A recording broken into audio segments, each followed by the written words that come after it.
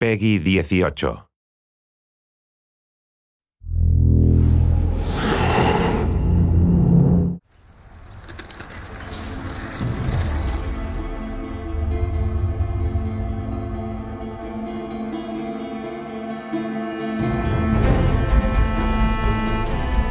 Pirates were some of the first people in the 18th century to throw off the influence of kings and monarchs and live according to their own set of laws. And Assassin's Creed 4 Black Flag, we've worked really hard to bring you that pirate lifestyle, that pirate loop, if you will.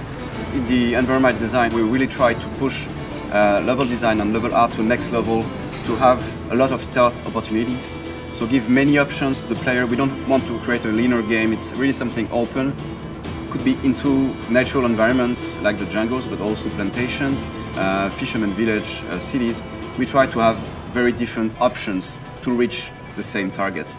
Plantations are one of my favorite new additions to Assassin's Creed 4. They're scattered all over the world, sometimes in cities and sometimes on the open world map. And they offer an opportunity to use either stealth or combat. The cities in Assassin's Creed 4 are incredibly diverse.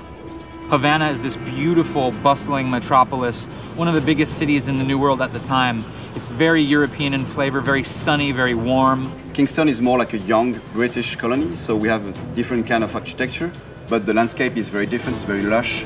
We have beautiful mountains in the background, so we have a very strong difference between the different locations of the game.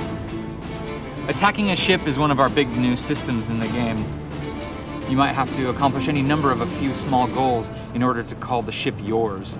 And once the ship is yours, then you get to choose whether you want to keep that ship and send it to your fleet, press some of its crew into your service, or just sink it and gain a little bit of notoriety to bring bigger prey after you.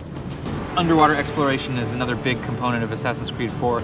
The underwater areas are mostly centered around sunken ships or sunken treasures of some kind, and they have quite a lot of interesting gameplay in them. What I like in that game is diversity, is the contrast we have between the different time of days and between the different locations of the game, because each city has its different flavor.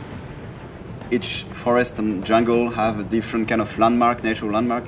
So what I like is really the diversity we managed to create in that game.